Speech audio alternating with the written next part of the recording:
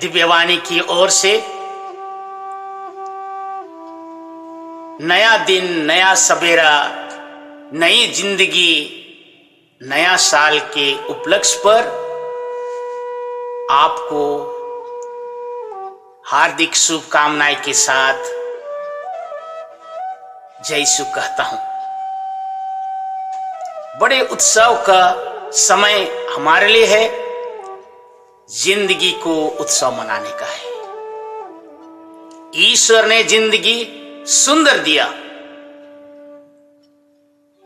और इसे नए साल में नए रूप में प्राप्त किए हैं, तो ईश्वर को धन्यवाद कहते हुए आगे बढ़ने का समय है।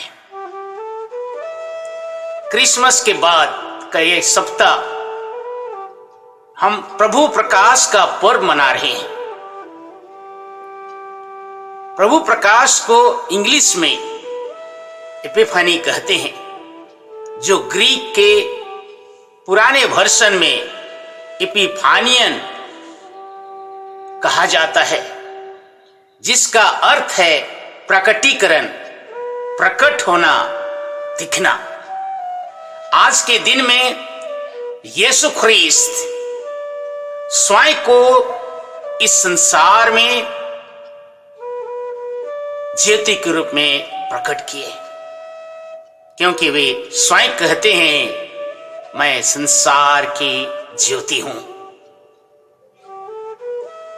आज ज्योतिषी आए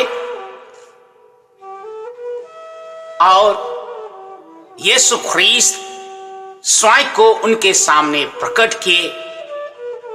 यीशु ख्रीस्त स्वयं को प्रकट किए संसार के मसीहा के रूप में। ये तीनों ज्योतिषी पूर्व से आए और यरूशलेम में प्रवेश किए। वे यीशु ख्रीस्त को ज्योति के रूप में पाए और ज्योति को ईश्वरीय ज्योति के रूप में स्वयं में धारण कर वापस चले गए।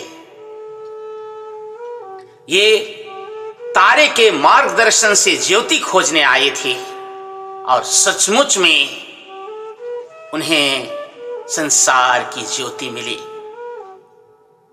इसलिए आज हम प्रत्येक जन को सोचना होगा कि आप और मैं आज सेकंड क्राइस्ट हैं, दूसरा ख्रीस्त हैं। हम स्वयं को कहते हुए गर्व कहते हैं, मैं एक ख्रीस्ती हूं। जी हां, ख्रीस्त मुझ में बसता, मैं दूसरा ख्रीस्त हूं। तो सोचना होगा कि संसार के लिए मैं आज क्या प्रकट होता हूं। ईसायास नबी के ग्रंथ अध्याय 60 पद संख्या 1 से 6 में घोषणा करते हुए कहते हैं, समय निकट आ गया है जिसकी प्रतीक्षा आप और मैं कर रहे थे। संसार के लिए ज्योति का उदय हुआ है। इस्राएली प्रजा अंधकार में थे, बाबुलोन की गुलामी में वे अत्याचार किए गए थे। इसलिए दुनिया उनके लिए अंधकार दिखता था, जीवन उनके लिए अंधकार दिखाई पड़ता था, राह नहीं सूझता था, जाए तो जाए कहां। प्रियजन, जैसे ही यीशु ख्रीस्त आए, इनके सामने ज्योति की तरह प्रकट हुए। आज हम में से बहुत लोग अंधकार में जी रहे हैं। ये अंधकार प्रत्येक दिन बढ़ता जा रहा है। जैसे जैसे दुनिया प्रगति की ओर जा रही है, नैतिकता का अंधकार और धार्मिकता का अंधकार और गहरा होता जा रहा है। इस अंधकार में कितने लोग फंसे हैं। प्राकृतिक विपदा, कोरोना महामारी, गरीबी, बेरोजगारी, बीमारी, और नाना प्रकार के असहायपन। आए दिन रोज दिन हम किसी ना किसी व्यक्ति से उदास चेहरा लिए घूमता हुआ व्यक्ति से हम रूबरू होते हैं। इनके चेहरे में मुस्कान नहीं है, इनके चेहरे में चमक नहीं है, इनके हृदय मन में खुशी नहीं है, मन में शांति नहीं है। शायद जिसने भी ज्योति को खोया, जिसने भी ईश्वर को खोया, चेहरे से ज्योति खत्म हो जाती है, चेहरे में चमक खत्म हो जाती है, हृदय में शांति खत्म हो जाती है। मेरे प्रियजन, हमें सोचना होगा कि ये लोग जैसे ही ईश्वर को खोए, वचन को खोए, यीशु ख्रीस्त के वचनों के अनुसार जीना छोड़ा,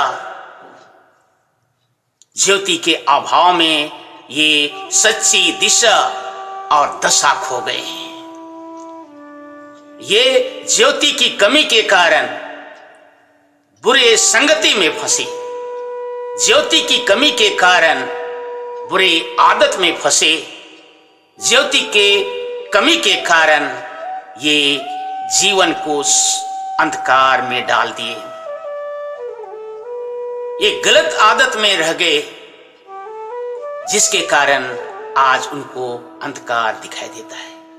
ये नैतिकता का अंधकार, ये धार्मिकता का अंधकार रोज दिन आए दिन हमें देखने और सुनने को मिलेगा। ये चेहरा उदास क्यों है? इन्हीं कारणों के कारण। और इसलिए आज पूरब से ज्योतिषी नहीं आएंगे, 3 ज्योतिषी नहीं आएंगे। आप अपने घर, अपने आंगन, अपने मोहल्ले, अपने समाज, अपने मंडली, अपने कलीसिया के आप ज्योति हैं। आप ज्योति की संतान हैं। ज्योति को धारण करें, रोज दिन वचन में जिए, रोज दिन वचन का अमल करके जिए। और ज्योति को जिस प्रकार ये तीनों ज्योतिषी आए, ख्रीस्त को पाए, ज्योतिषी लेकर चले गए, ये अन्य धर्म के प्रतिनिधि थे। हम तो ख्रीस्ते हैं और इसलिए हम वचन को लेकर ना केवल कथनी में, करनी में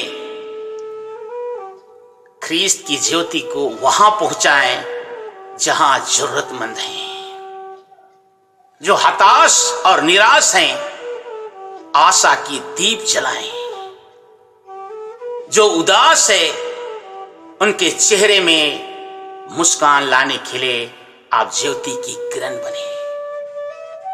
जो बीमार हैं, दुखी हैं, बुढ़ापा में हैं, अनाथ हैं, विधवा हैं, लाचार हैं, इनके सामने सरोकार और परोपकार के रूप में स्वयं को प्रस्तुत करें।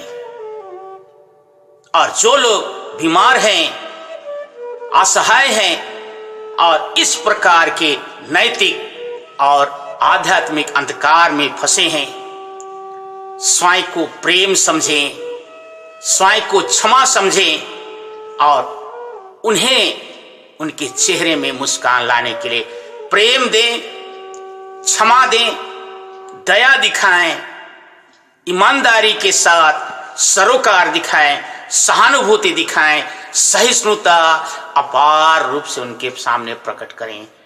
यही है सोना, लोबन और गांधरस की भेंट। हम अपने पास अन्य चीजों की देने की जरूरत नहीं है, दे दें उन्हें जो आपके हृदय में है। आज मैंने पहले भी कहा, सद्गुण के रूप में, वर्च्यू के रूप में आप एक दूसरे को सोना, लोबन के और गांधरस के रूप में प्रस्तुत करें। इस नए साल के उपलक्ष्य में मैं चाहता हूं, दिव्यवाणी की टीम चाहती है, आप खुश रहें।